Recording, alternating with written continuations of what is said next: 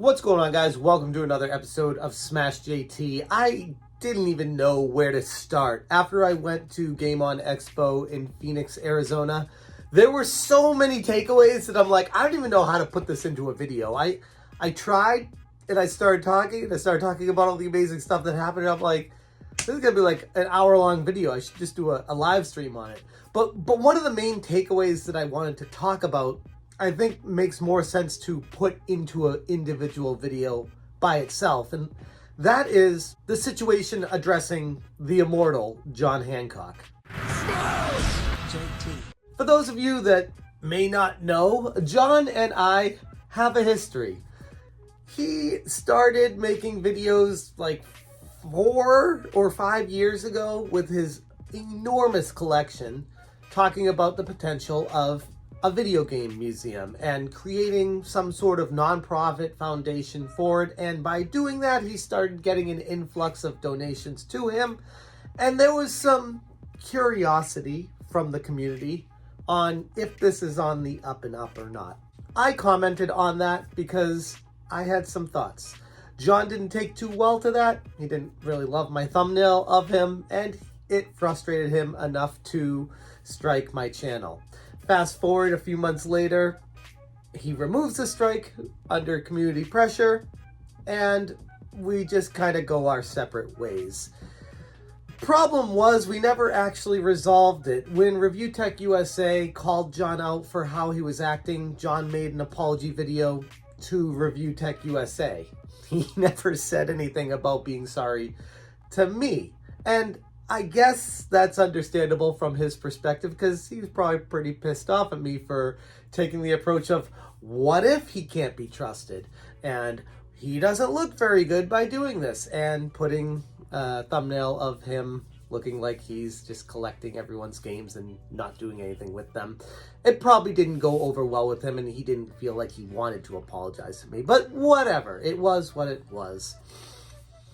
Fast forward to now. Game On Expo 2023, Phoenix, Arizona. I find my way to Phoenix, a 5-hour drive from San Diego, and I show up and I see him there. And I'm not afraid of him. You know, I walk up to his booth and I'm like, John, how's it going, man? And he looks up and sees me, quite shocked. And he goes, Smash!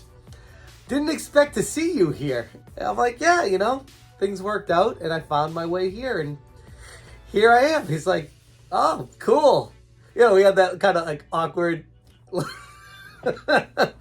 interaction, whatever it was. And I'm like, proactively, I'm like, look, I was going to be honest. I'm sorry if there's something that I said or did to make you feel like I was attacking you or coming after you.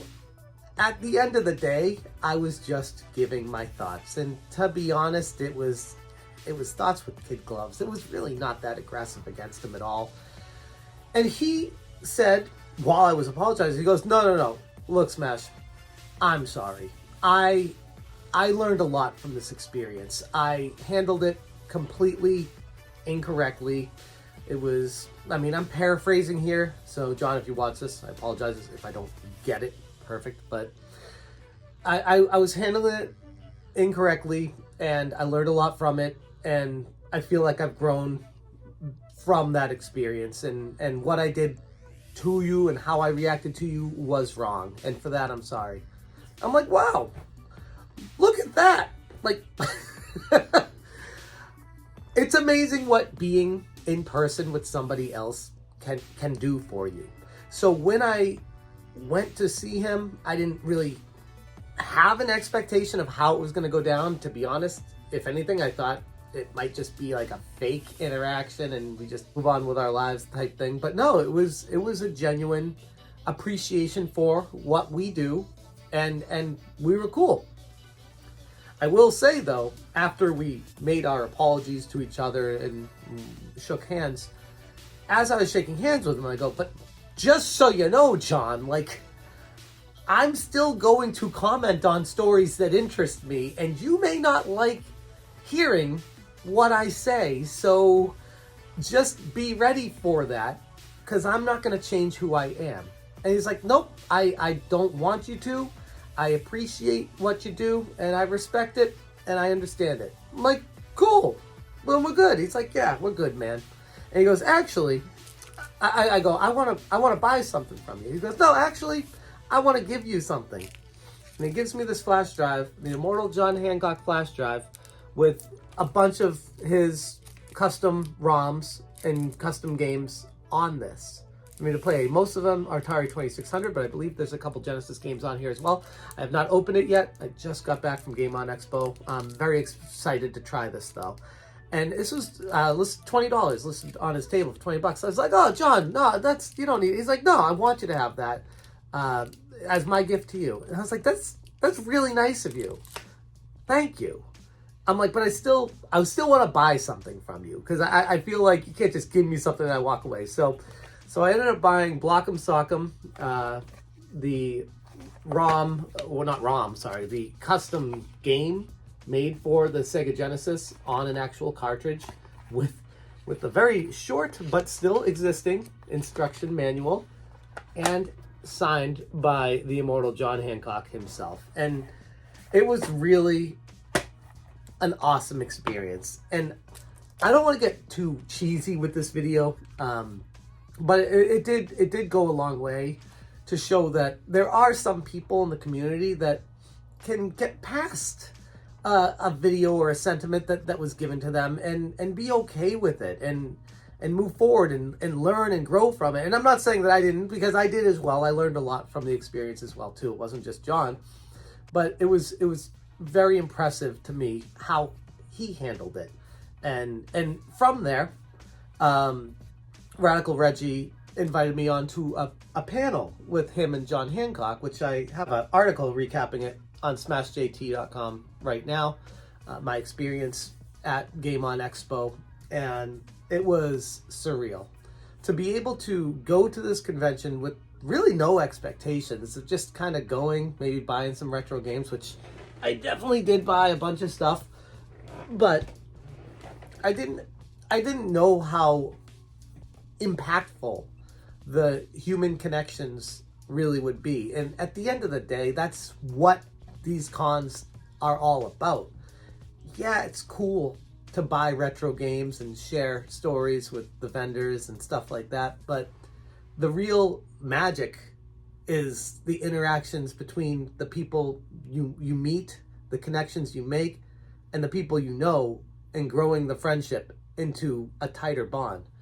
And from this, we answered a bunch of retro questions in gaming, YouTube, the experiences we've been through. People were asking the three of us questions, and we'd go through, and we played really well off each other. And it felt right. It felt like a natural, just casual conversation up there. I wasn't too nervous. I wasn't too stressed. It felt right. And it was really cool to share a stage with the legend, to me, Radical Reggie, like someone who I've looked up to since I started, and John Hancock, the Immortal John Hancock, two prominent members, and to be up there with them talking to the crowd was really surreal.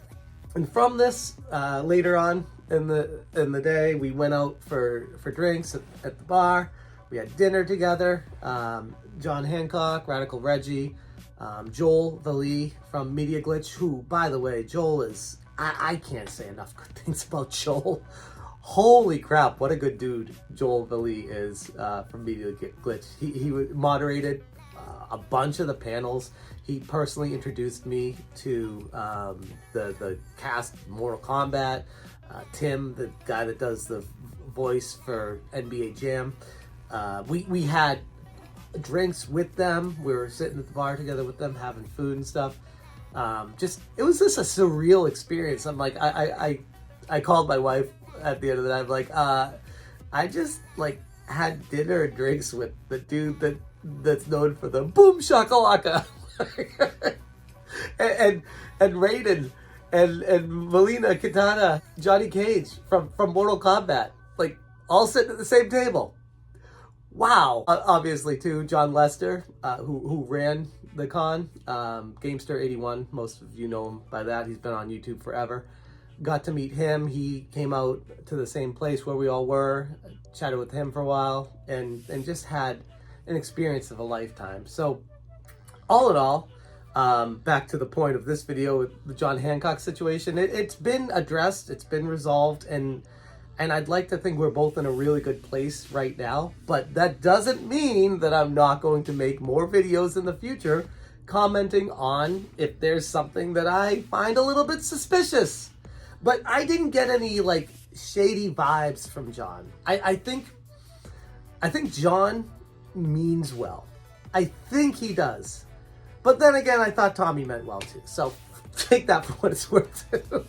I guess actions speak louder than words, and all as casual observers we can do is just see what happens and comment on it as it goes. I'm gonna leave it there. I might make some more videos if you guys want me to. I can do my pickups videos and other experience that I had at the convention. Let me know in the comments. I met so many incredible people there. Game Junction podcast with Brandon and Gamer Aimer, to Radical Reggie, Joel Valee. The list just goes on and on. Retro Rick, Pixel Game Squad, Gabble the Giver, Andy, Pac-Man Case, Brett Weiss, Russ and Ben that worked on Sydney Hunter, Jared from Wizard Reproductions, and of course Nerdy Nick, one of my good friends who my family and his family were able to have dinner together the first night we got there. There were just so many people. I know I'm going to forget people when I'm going through this, but it was incredible to meet these people in person, chat about gaming, shake their hands, share common stories, YouTube stories, retro gaming memories. It was so much fun, and I can't wait to go back again someday. I'm gonna leave it there. Thank you guys so much for watching, and as always, you stay smashing. Smash,